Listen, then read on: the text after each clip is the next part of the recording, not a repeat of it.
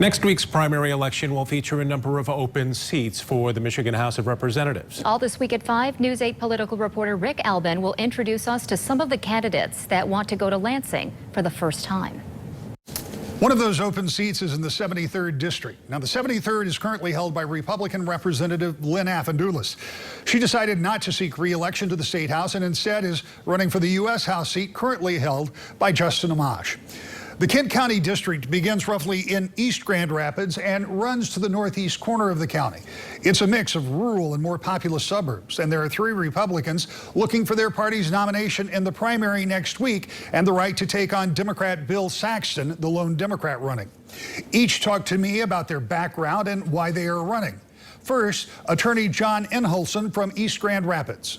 We've got career politicians and special interests that have been sitting on their hands at the legislative level, really letting them be tied over the last few months instead of actively trying to sit down and work. Brian Postumus is a farmer and businessman from Oakfield Township.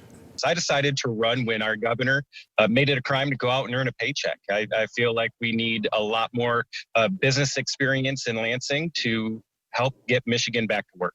And Robert Regan, a Grand Rapids entrepreneur, talks about the run. I'd really like to see individuals being able to thrive. I believe that we need to get regulations and taxes out of the individual citizens' lives so they can either start businesses or do a better job of taking care of their own families. This is one of 110 primary races for the State House across Michigan and will set up the ultimate contest in November.